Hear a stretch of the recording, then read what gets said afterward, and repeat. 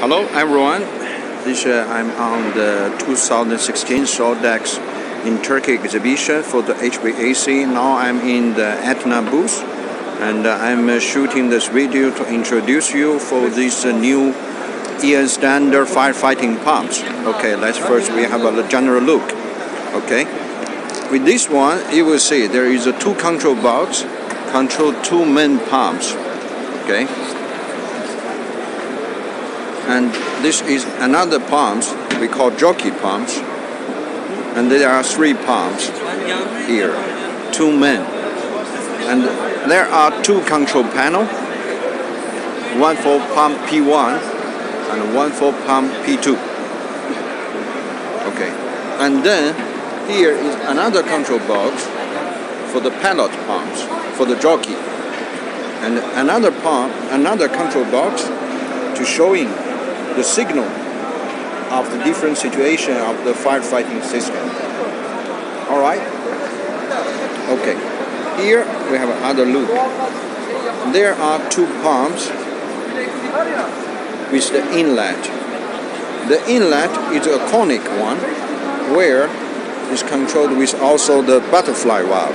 You see there are butterfly valves for the inlet, and also there are butterfly valves for the outlet.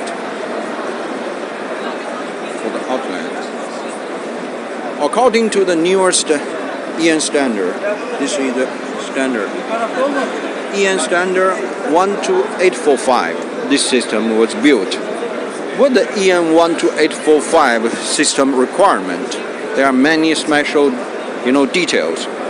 First, you see this pump is connected with coupling with the motors. The coupling actually is much longer because the coupling had a spacer.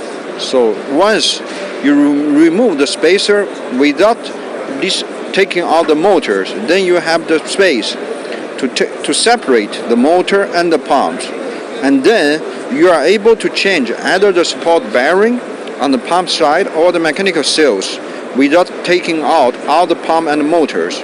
You can take just the back, bracket part and change it. This is a requirement, one of the requirement. The second, you see there are many small details you have to understand.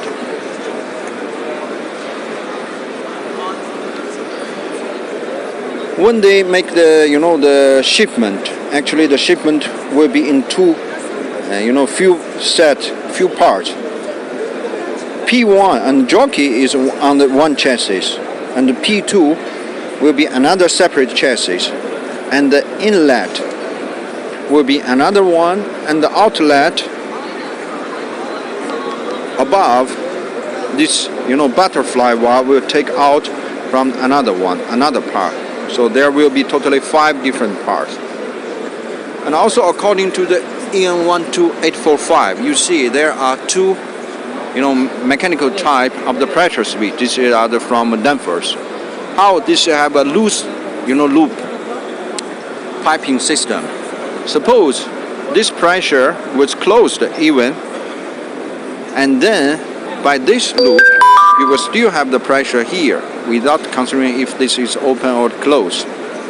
And there are the two pressure. You can set up not only the starting but also the stop. So on the main pump P1 and P2, you will have two, the pressure mechanical type to start and stop the pumps.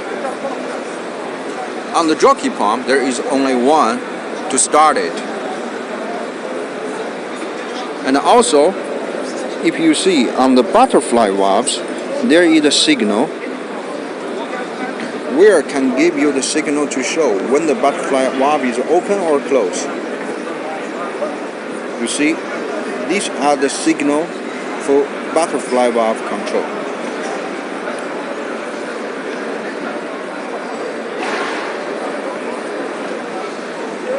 Also, you can see there are the float switch. This float switch is using for the tanks, and in the tanks, so when there is no water, it will give the signal, to show there is a lack of the water.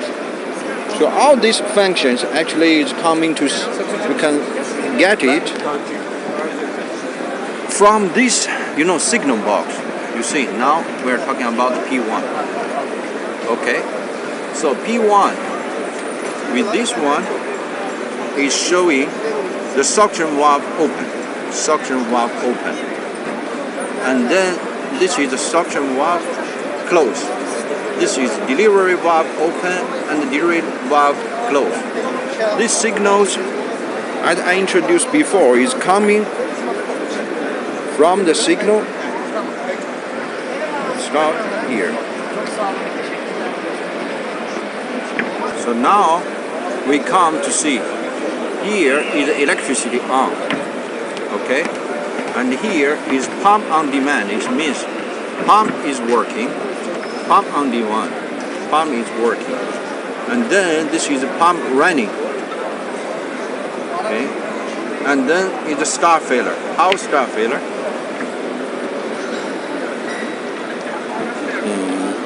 This signal, is not for this is a pressure signal. Actually, this one is not for the butterfly open and close. This is the butterfly open and close. So for this one, suppose in one moment that motor is running, but the pump doesn't running because due to the coupling problem or any situations. So with this, the pressure signal, it just give a dry signal.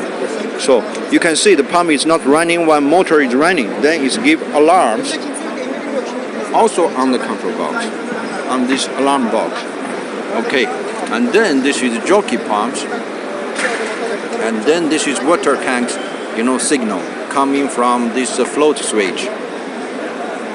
And inside here there is a battery, alarm 12 VDC, and this is the 7AH. This is the battery, and this is alarm. And here there is a power cable. This is connecting to the normal 220 watt, but then it's charging the battery in the signal box, in this alarm signal box. And then from here there is a plug to give for the jockey pumps. And then this is the jockey pumps, the control box. You can see the power on, the pump running, overload, and the phase failure. Okay, so now we come to the main pump control. And this main pump control, we open, you will see. Okay, here is for the amperes. Okay, here is for the circuit breakers. This auto for the phase, and here is a module where is also according to the EN standard. So you can see the different wattage, different amperes, starting, running, and this you start manually or stop manually. You can leave. It's automatic. Automatic, when you set up, you can see that it can start automatically on the timing you set. You said automatic running testing, so you select yes, and then they will ask you how many days later, and you want to start it again. So you want to start it at 7 days later and the same moment, okay, and it will start. And to test running for how long? For 5 minutes? For how many minutes you can set up? This P1 and P2 are the same. These are the same module. So this is according to the EN12845 standard. This is the firefighting pump according to that one.